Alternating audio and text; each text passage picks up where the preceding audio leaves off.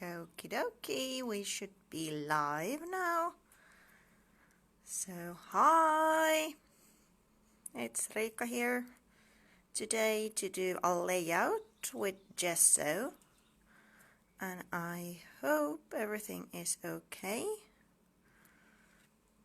It's just checking in before I start, like doing the layout and doing anything else that you can see and hear me. Let's see if I can see any comments. At least there's a thumbs up, so I guess that's good. So hi, if you're joining in, thank you. And it's Riikka Kovasin from Finland, and we're doing a layout today, but mainly focusing on these three, or actually I'm just using white one, but naturally the same techniques apply to clear and black as well. Hi! Hi Alina! Hi Mari! So I guess everything is okay. Hi Becky!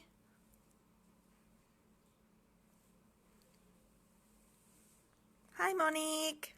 I'm so happy you joined in today. Hi, South Africa! Wow! Kind of the opposite of the world from Finland. India! Moikka Mari! So, something like this we're going to do today. Unfortunately, Sharon can't be with us today, but Sharon from the design team is going to be here and help out. So if you have any questions, just post them. I'm trying to keep an eye on the chat while I'm working, but if I miss anything, she'll give me a holla or answer the questions. And naturally, after the show, I always go through the comments and answer if there's anything that I missed. Hi, Tracy! Oh, Barcelona! It's a lovely city. I've been there once.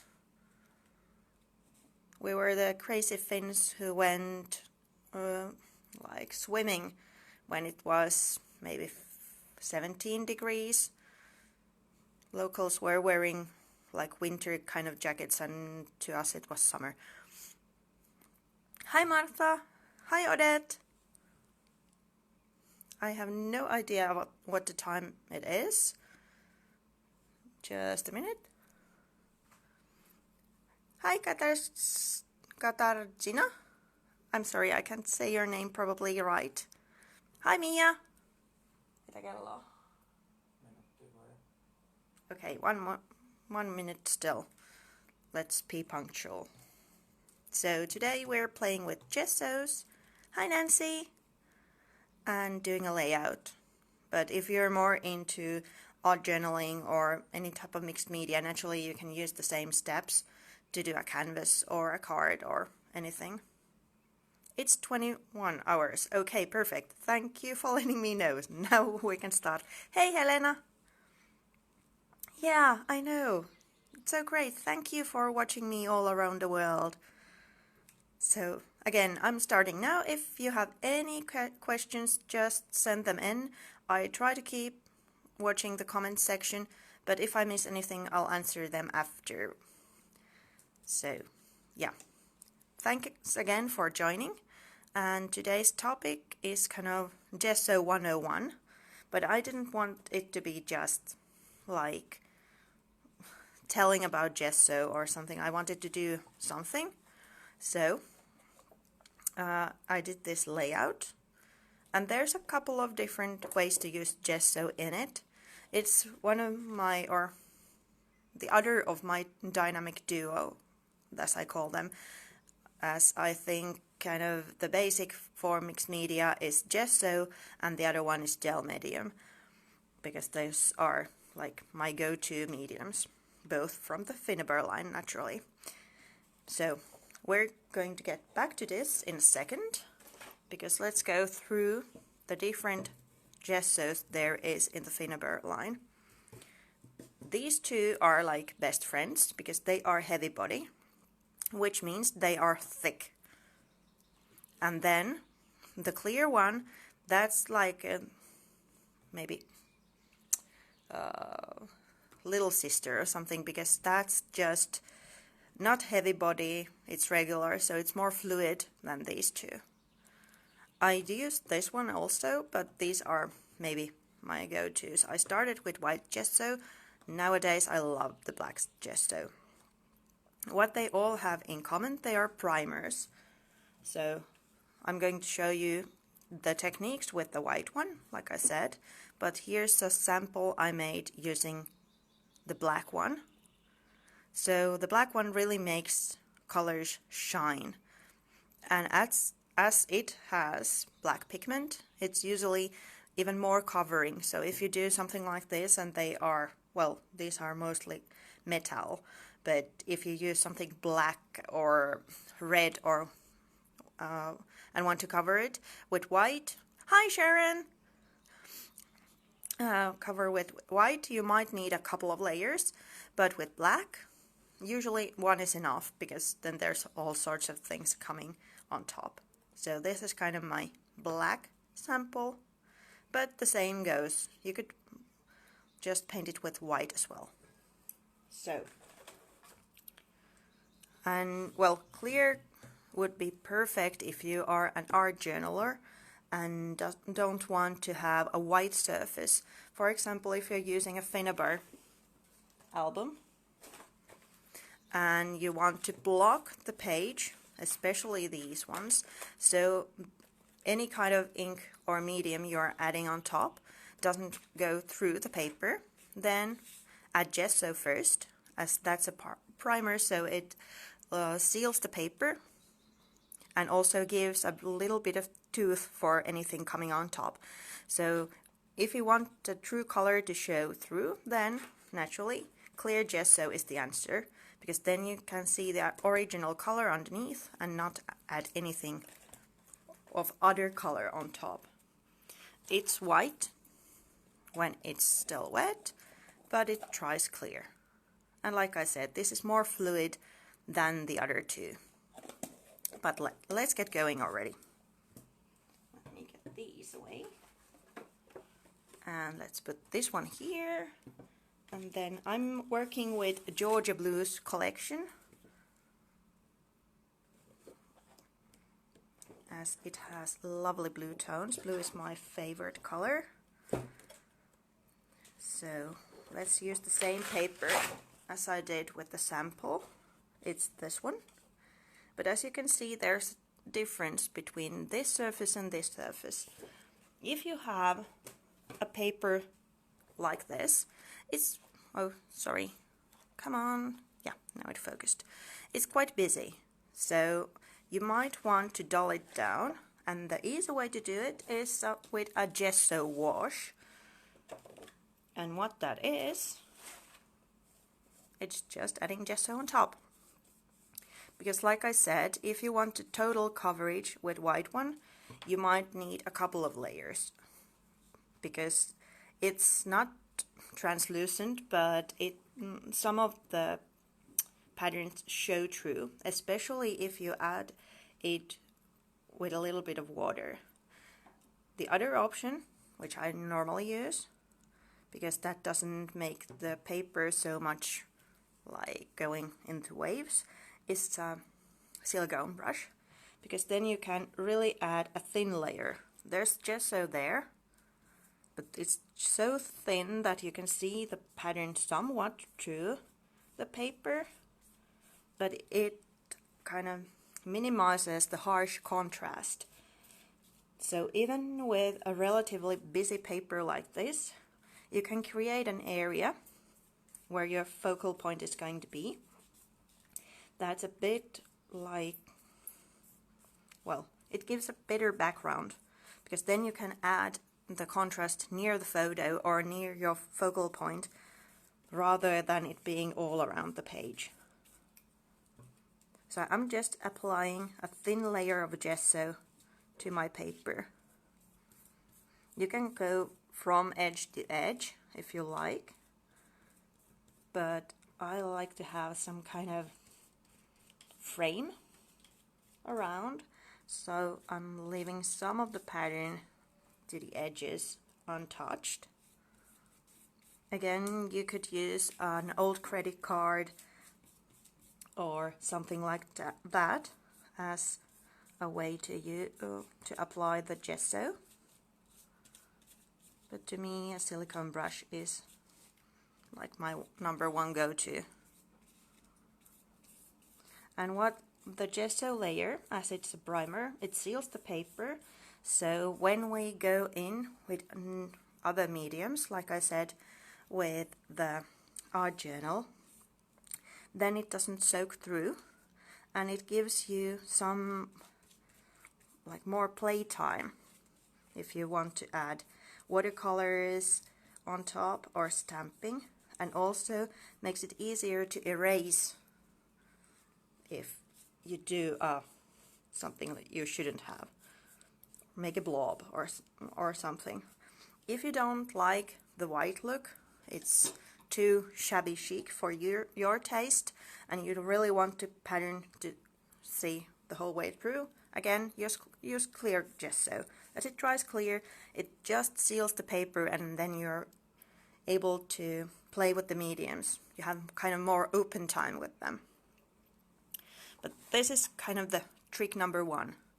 A busy paper which you find that it's too much contrast, gesso on top, especially white one. Naturally, if you add black gesso on top, then you have black paper.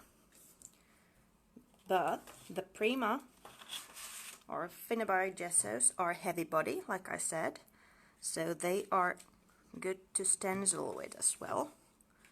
Naturally, you can use modeling paste, but if you're just like starting with mixed media and don't want to buy a lot of things at once, gesso, to me, is one of the first purchases. The less you go like over the stencil, the better. And it may leak a bit underneath, as this is not as heavy as modeling paste, but as it's a background thing, I think, yeah, we're going to be fine with that. Now I'm moving the stencil a bit. Let's see if I can kind of continue. If you want that edge to be really crisp, then you should first dry that layer and then add another, or leave a gap between and then fill it in later when the medium is cleared. Here in Finland it takes a little bit of time to dry. Normally gesso is quite like fast in drying, but it takes a little while here. If you are in a really like hot climate, it may be already dry. But what it is kind of an adhesive, more about it in a second. So whenever you're working with your brushes or stencils, put them in water or clean them immediately, because if this dries, it dries to the stencil as well, and then you ruin all the little things. So I actually have a water bucket underneath the table because I'm not going to clean the stencil right now on the live. So I said it's an adhesive because it grabs to the surface rather than floats on top or goes into the fibers. Oh, sorry. So anything that's really light, like you can adhere paper layers or gauze, as I'm doing now or soon, with just gesso. You don't need a special another medium for that. Naturally you could use gel medium, but it's a bit of an overkill at this stage. So I cut a piece of a gauze, and then I'm tearing it to make it a bit more fluffy and random looking, so there's not the cut edge anywhere. well, let's adhere those two. So as you can see, I put it just down to the page, and now I'm adding gesso on top, and it will adhere it. But I'm not using the gesso all the way through. I'm leaving some of the areas untreated so that it still has the fluffiness of the gauze. But anything light,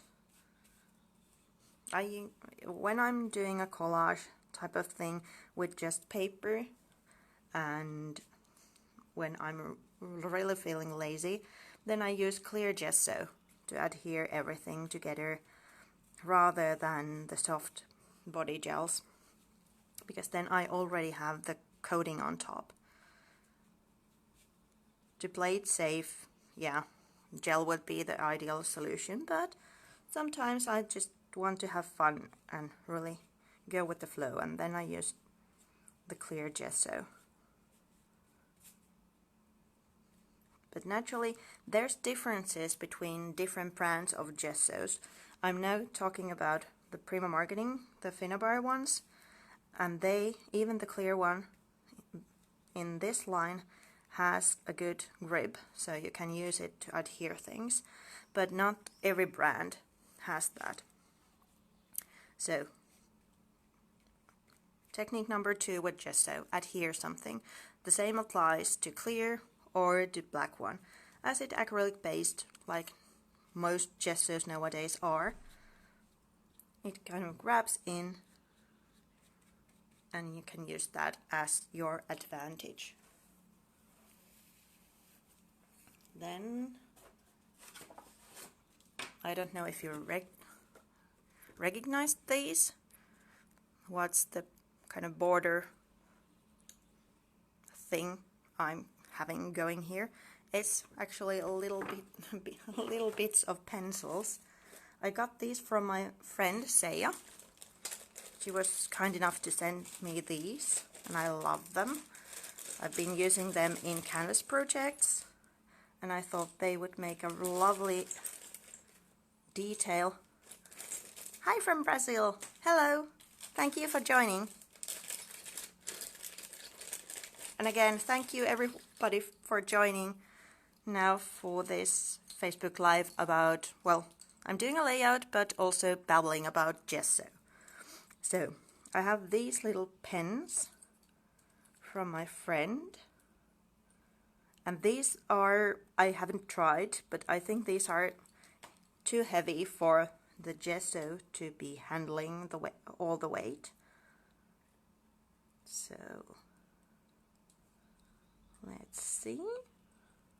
I'm going to glue them in, but I'm just thinking about how to arrange them.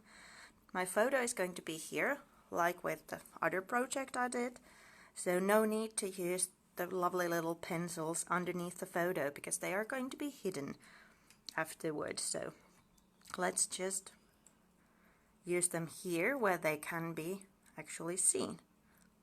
Hey Heini! So if there's Finnish people watching, I'm going to babble some Finnish now, sorry. Hei ja kiitokset kaikille, jotka on tullut kurkkimaan ihan suomen kielellä muutama sana.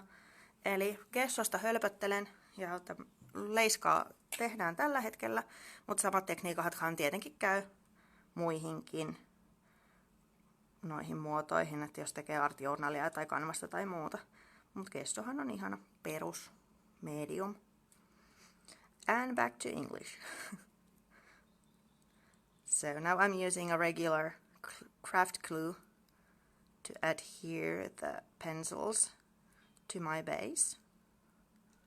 You could use gel medium again, especially if you're working on a bigger project, canvas or such, then I would recommend gel medium. But to a layout, paper glue is okay.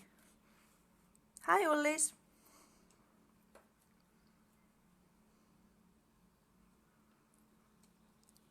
A couple of more. As I lift the pencils up from the gesso, I actually can feel a little bit of pull, so it actually would adhere at least somewhat these. And as gesso is acrylic based, so it's a bit elastic.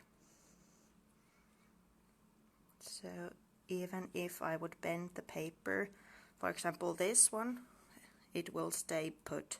Even if I bend the paper, it doesn't come loose. So now we have the pens here. And to make them match the overall color scheme more, even though I used blue pencils, naturally if you would have red and green and blue, then you would need a heavier layer, but I actually added some gesso here to blend them to the background. So that's something I'm going to do in various stages of the project, because it's a perfect way to make your embellishments or your items match to any of your color scheme. If you only have, let's say, yellow flowers and you're working on a red project, because if you add red on top of yellow, especially if it's a translucent color, then you end up with orange. That might look good, but if you want to have more of the same colors going on, then add a layer of gesso on top, and then you can build your colors in and make your embellishments and items match to your project.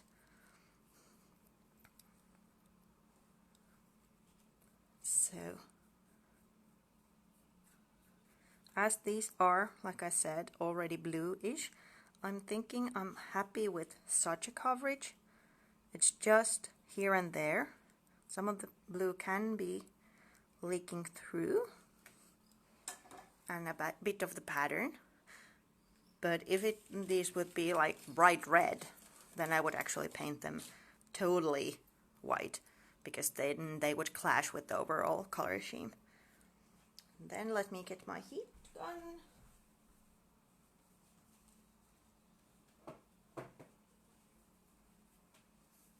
Sorry, it was a bit far away. And sorry about the noise now.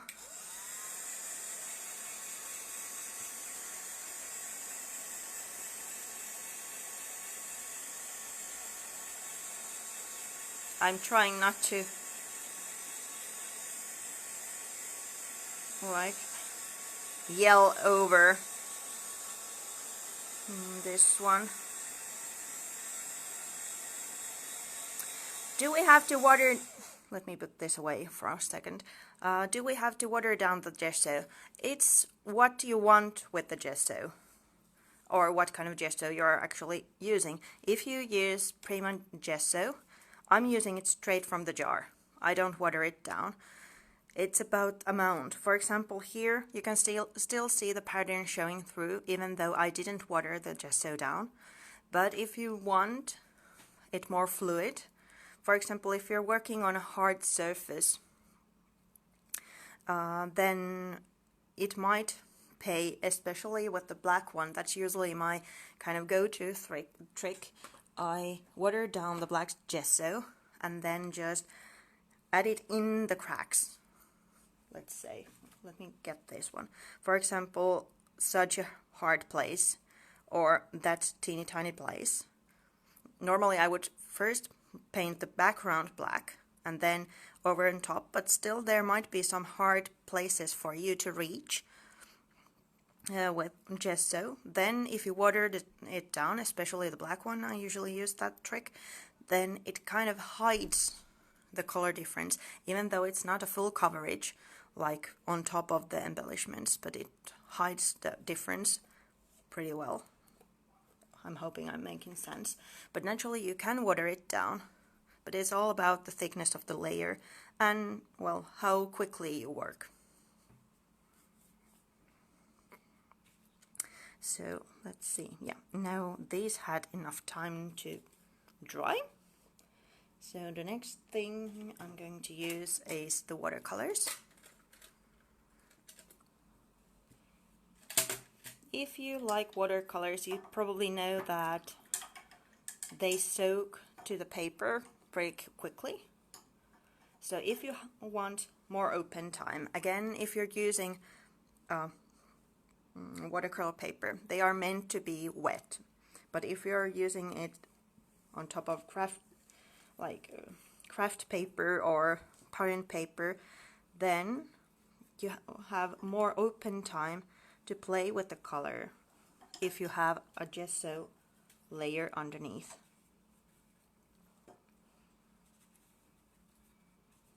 And if you make a mess, let's say there's I can't put too much color there, but if there's too much color someplace and there wouldn't be gesso, you probably wouldn't be able to blend the color in.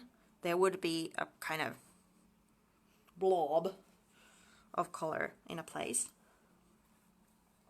But if you have the gesso underneath, you're able to kind of play around and hide the edges so that there's not big contrast in some place. Oh, and if you want to know, this is the Tropicals watercolor set I'm using from Prima. It's, well, as you can see, it's my favorite. It's a bit so used, and I use those all the time to mix colors, so they are a bit dirty, but never mind that, right? And what I'm doing now with the watercolor, I'm kind of adding a little bit to the design,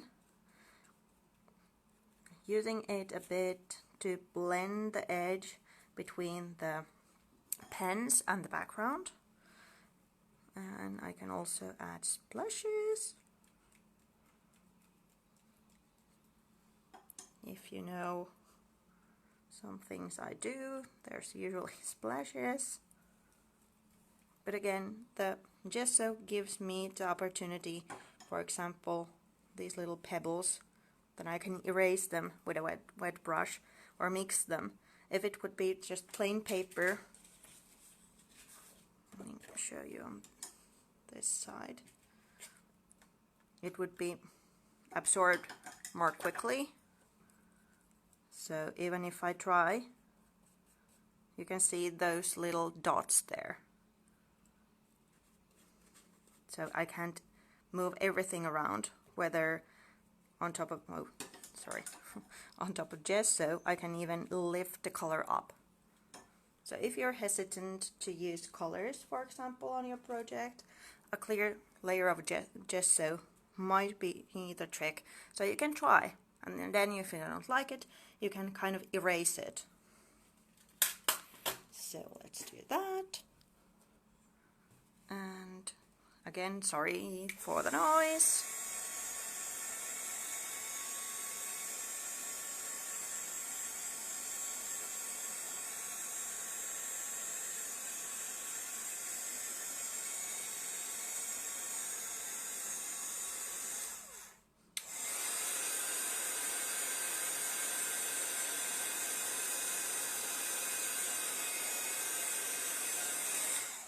If I wouldn't be like doing this live, I would probably, come on, stay someplace there.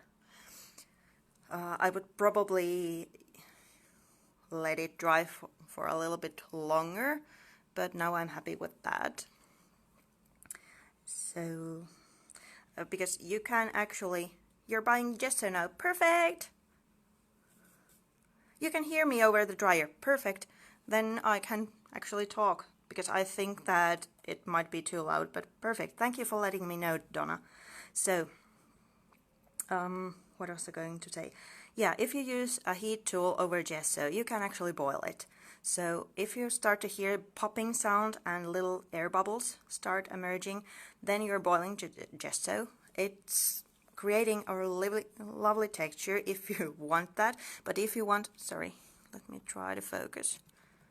Yeah, if you want a smooth layer, then boiling the gesso might not be the answer, because then you have something like crocodile skin in the end. But another lovely technique if you want a texture like that. Then let's play with some ink. Yeah, I agree, Prima has the best products, really. I really love them. Like, even if I wouldn't be on the design team, I would use Prima Gesso. It's the best, really. I really love it. I'm now using one of the Finnabair newer stamps with the non-permanent midnight blue ink. Again, going around kind of the area where I'm going to put my photo, and even going on top, as you can see, for the pencils. And let me move these. As you can see, there's a difference between this stamped place and this. Let me show you up close. So here is the sample project, and here's what I'm doing now. This has much more crisper edge, and it's because I didn't add water yet. To create that kind of a bit watercolor-like, I'm just spraying water. And again, because there's the layer of gesso, I'm able to kind of blend the texture of the stamps into the paper. Here's the other sample I did earlier where there is no gesso on this cardstock. I hope you can see. And even though it bleeds like it's supposed to, you can still read. Again, which effect do you want? If you want this effect, no gesso. If you want it more like just hazy lines, let me try to get a good place, then add gesso underneath. Again, just a way to use gesso, as it blocks the paper, stops it from absorbing the color immediately. Then let's add a horizontal element. This has, well, nothing to do with gesso, but I like to use, because these are kind of vertical element. And then we need something horizontal to keep the layout balanced. And now I'm attaching the string to my scissors. Not a good thing. This is just cotton thread yarn, twine. I'm not sure what to call it in English. Puuvilla, nyöri, naru, joku juttu. En näkään suomeksi osaa sanoa mikä tää on. And I took 5 lengths. So then let's... Now they're twisting. Well, let's go with the flow. Let's use it like that on this project.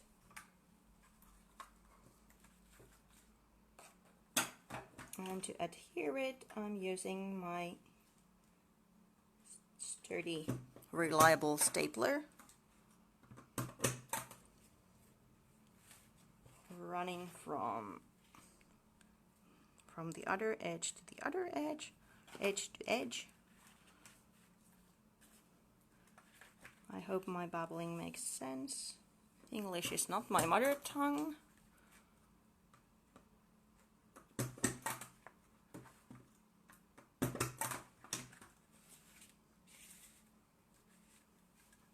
When I'm handling the layout, it really feels moist at the moment because there's a lot of wet mediums going on. So if you're working this later on, you could really dry it between the layers. Now I'm just hurrying up because you don't want me to show how I dry, because you can do that. Then now we have the twine here making a horizontal, and then we can make the cluster for the photo. I'm using this photo now from my younger daughter's birthday party.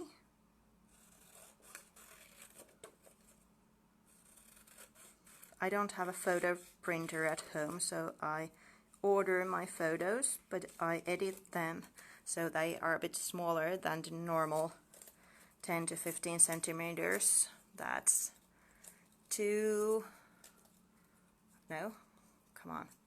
times 5 maybe? I have no clue. Just a moment, I'll ask my husband to count. Mikä on 10 kertaa 15 kuva tuumis? Not that it matters, but the regular photo size anyway. So this one is going to be here. Let's add a lid for a teeny tiny second.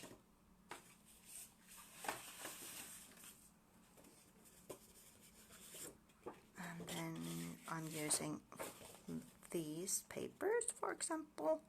I love this one. They are from the Georgia Blues collection because you can use these individual strips.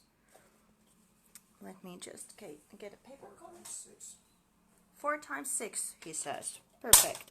The photo size, the bigger one was 4 times 6, and then this one is smaller.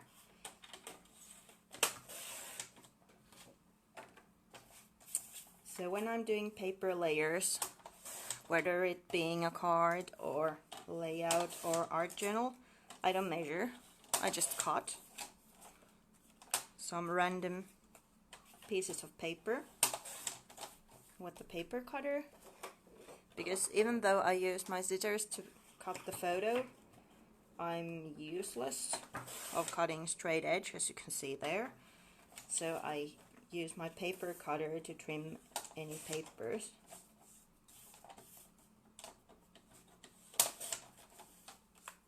And then maybe those two still.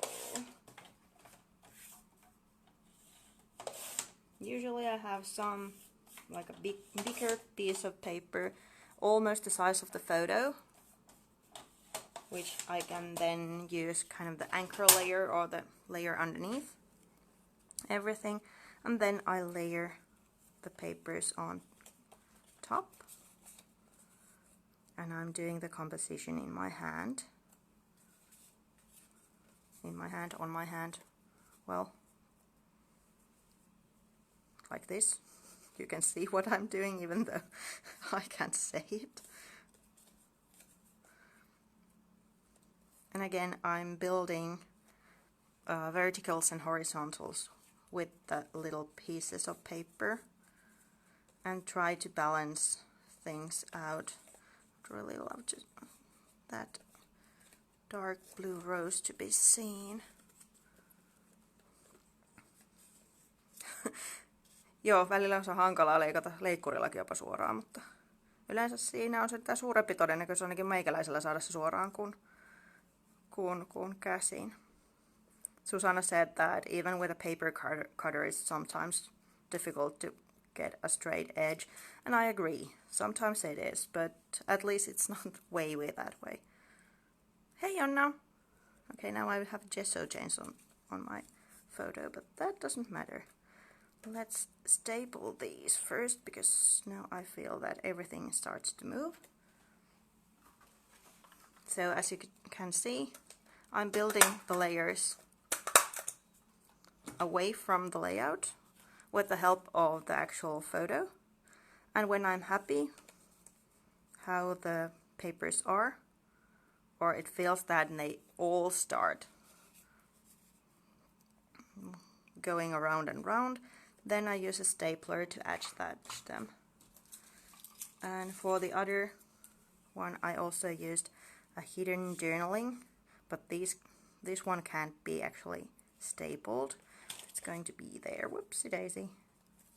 So let's staple these, because naturally if you staple that one with a little envelope, then you can't move it anymore. So you can't see the hidden journaling. Oh, no, I don't have double-sided tape. Well, let's use glue.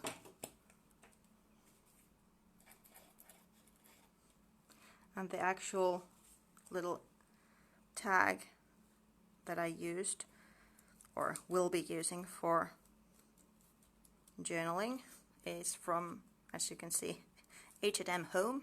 So it's a tag. I'm terrible at throwing things away, which I could use in my projects, as you probably can see with these. An old paintbrush. Don't throw it away, put it on a canvas. But now to get this, because these are raised from the surface, we need to add something to raise the paper layers. So these are just pieces of cardboard box. I had a Polish friend speaking as you. I'm not from Poland. I'm actually from Finland.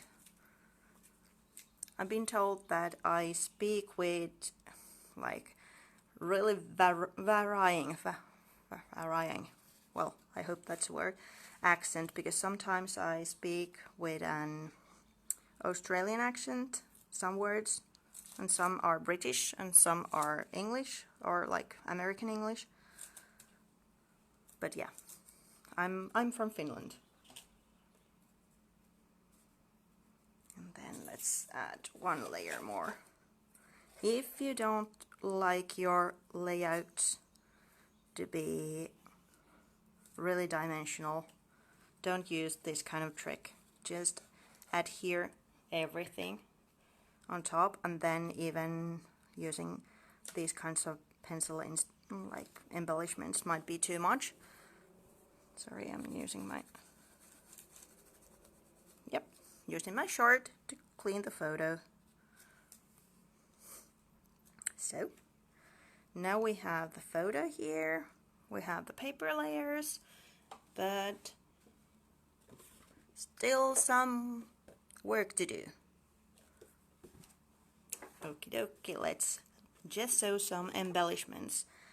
Same thing as with the pencils, but this time I'm doing a really white layer.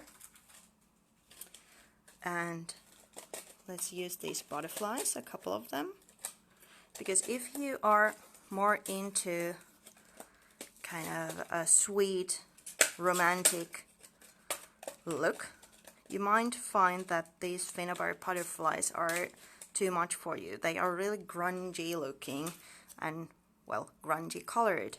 But if you like the shape and if you like the butterflies, in comes the gesso again.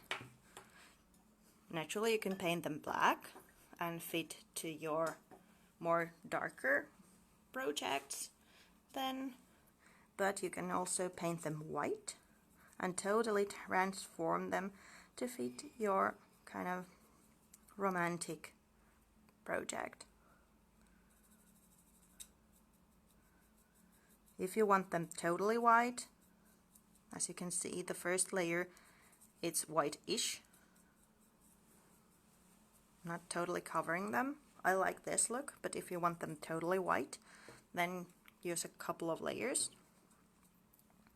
And especially when you're applying gesso on top of metal or something that it doesn't have anything to soak into, it usually floats on top in a way on paper as well, but still there's more room for it to be absorbed than on top of metal.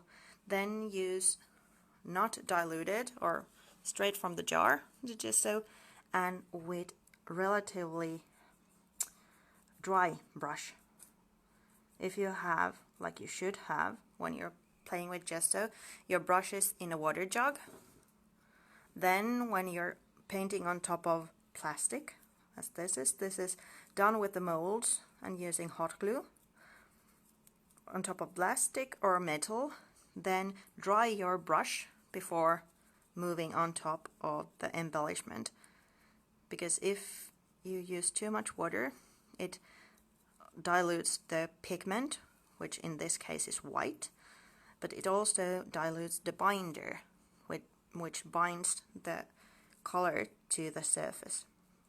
So if you dilute that too much, then it starts to just pearl or not stick the surface, and then, well, then it's harder because then you need a couple of layers just to get a coverage.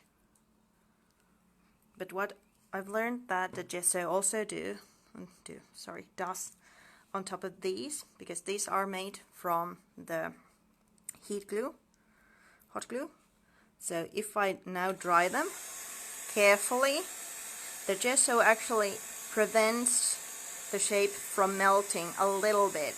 It's not a miracle worker, so the heat will affect the shape, but you will have a little bit more time to dry and play than with no gesso layer. For these, let's do another coat. Whoops.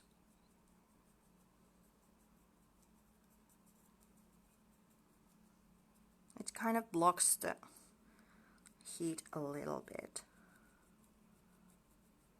If you're doing a bigger project and want to use gesso as you're playing with different colors, then you can actually adhere everything and then paint it with gesso.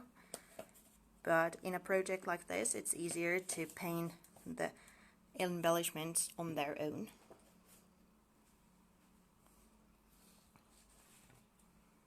Now we have these embellishments ready. Moving that one still up so you can see. I'm hiding the butterflies. Here we go. And then the flowers. Because what would be a prima layout without any flowers? If you want to know the product codes I'm using, there's a blog post in my blog which holds all the materials with links to Prima site at the moment. But for example, you can find the gessos at scrapbook.com as well.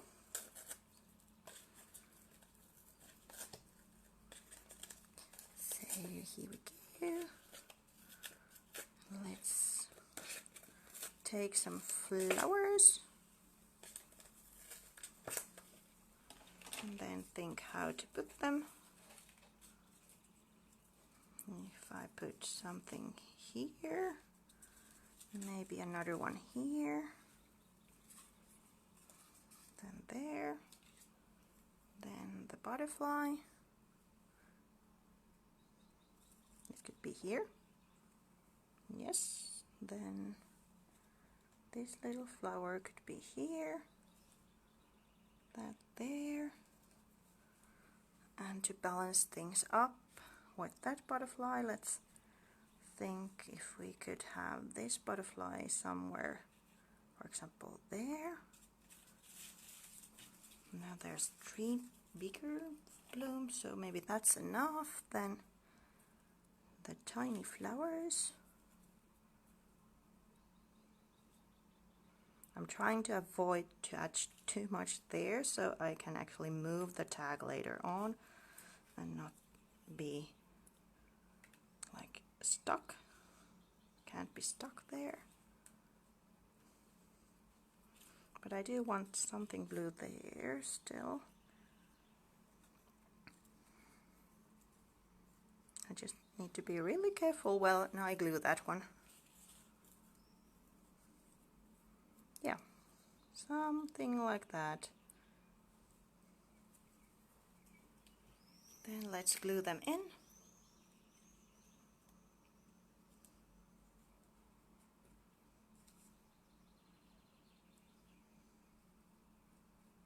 As you can see, I don't think that much when I'm doing the composition. It's just tap tap tap.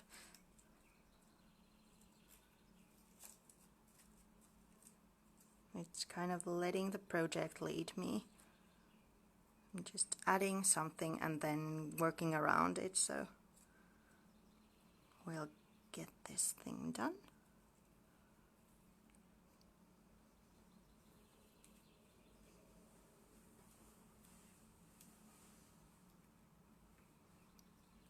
So then this bigger flower, somewhat easily.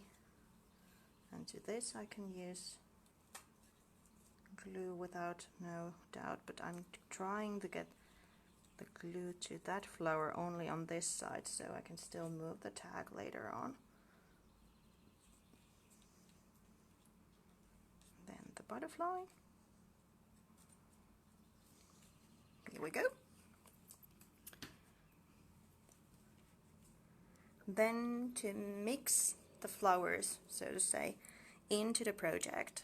And this is handy, at least I think so, because even though Prima flowers are beautiful, they are gorgeous, but usually I have a lot of going on with the background. I'm using kind of my own hand touch to add paints and different kind of elements to there. So the ready-made flowers may look that they need something. So adding a bit of gesso on them, or then a hint of watercolor, usually does the trick, because then they don't look as straight from the packaging anymore.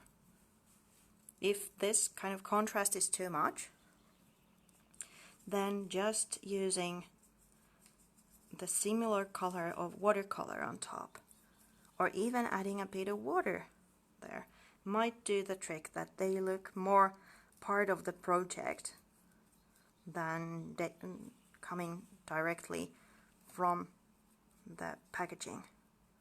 You're kind of making them your own as well, because the background you work that your own individual style, handprint, it's shown there. And what you can also do, if you like, use the kind of gesso wash on top of the papers as well. Again, tying them to the background a bit more. And what I did here,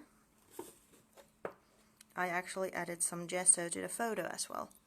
Here the focal point is my daughter's inside a phone booth, so I could do that. Now I actually have some gesso on top of the photo already, but not maybe in the way I wanted. And why I'm using my hand is to dry the gesso. I'm doing kind of dry brushing. So there's a very little gesso on my brush. So I can make this kind of fade to the edges.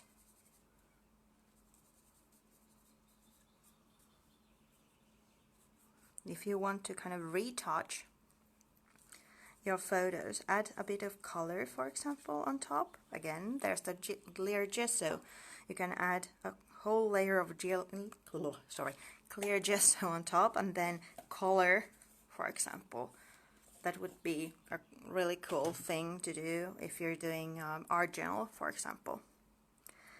Now it's almost done. So last details, no gesso anymore. Everything connected with gesso is done. I'm adding some stickers. As you can see, I really use the Art Daily sentiments because they are now loose leaf. Let's actually use that Your Time, because it's my daughter's birthday in this photo. Let's put it there. And then just a couple of crystals to finish the page. So if you want to hear or learn more about gesso, Finnabair has a really good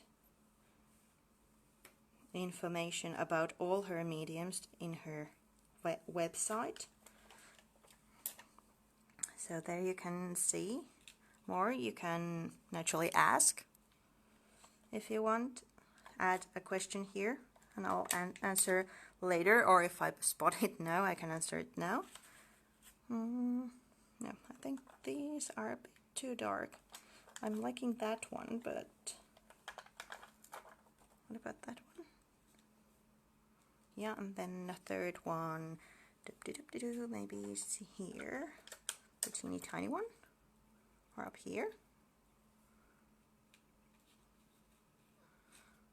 Oops. Now the butterfly is moving around. It wants to fly. Like that. I might add a few more stickers later on, and add glue because this is really moist at the moment. But if you're doing this on your own, then dry between the layers. So because paper is most vulnerable, most brittle when it's soaked, when it's moist, wet, that's the word. Then drying between the layers is also handy because it serves your paper. But if you have any questions, just leave them to the comment section. And thank you so much for coming. I want to also tell you about that there's a summer workshop coming in Mixed Up Creative Academy, where I'm one of the teachers or tutors, and it's all about how you can use mixed media and creative in your own mental health or to keep you going. So if that's something that interests you, I can add a link later on, and there's a blog post in my blog. So thank you so much for coming. Thank you, Sharon, for moderating and coming to help me. And well, thank you all. So thank you for now, and I'll see you in next month again. Bye!